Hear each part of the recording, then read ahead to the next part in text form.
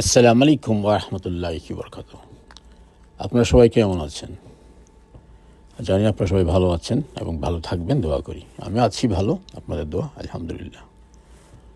তারপর আজকে গিয়েছিলাম আমার প্রিন্সেসকে নিয়ে, কারণ প্রিন্সেস এখানে আসার জন্য সে সবসময় মানে আকুল মানে আসার সময় সবসময় এখানে আসার তার ইচ্ছে হয় আর কি।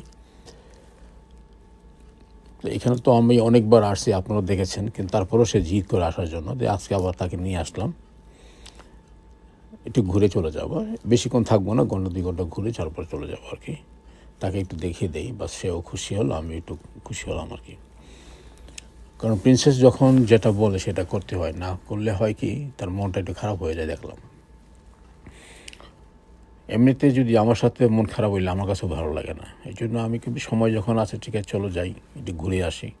বউটাকে বললাম চলো তুমি রেডি হয়ে যাও, একটু ঘুরে চলে আসবো, বেশিক্ষণ আমরা থাকবো না, একটু দেখেই চলে আসবো।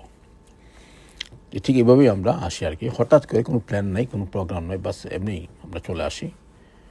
প্রিন্সেসকে একটু দেখে এই যে শুধু এই জায়গায় থাকবো, আমরা এই সামনের জায়গাটি ঘুরে তারপর চলে যাব, ভিতরের দিকে যাব না আর কি। জাস্ট তার এখানে আসার ইচ্ছা, ওই পার্কটা আছে, পার্কে যাবে, ওইটাই আর কি তার শখ আর কি। আর জায়গাটা তো এমনি অনেক সুন্দর, অনেক পরিষ্কার পরিচ্ছন্ন, বেশ সুন্দর জায়গা। তার কাছে খুবই ভালো আর কি, খুব ভালো লাগছে জায়গাটা আর কি। সব প্রায় সময় বলে আর কি, বাবা ওখানে যাব, ওখানে যাব। আজকে কেউ জিদ করে বসে আছে, বাবা আজকে যাবো এখানে, আমার স্কুল বন্ধ, এখন আমি যাবো এখানে, তাই তাকে দিয়ে আসলাম আর কি।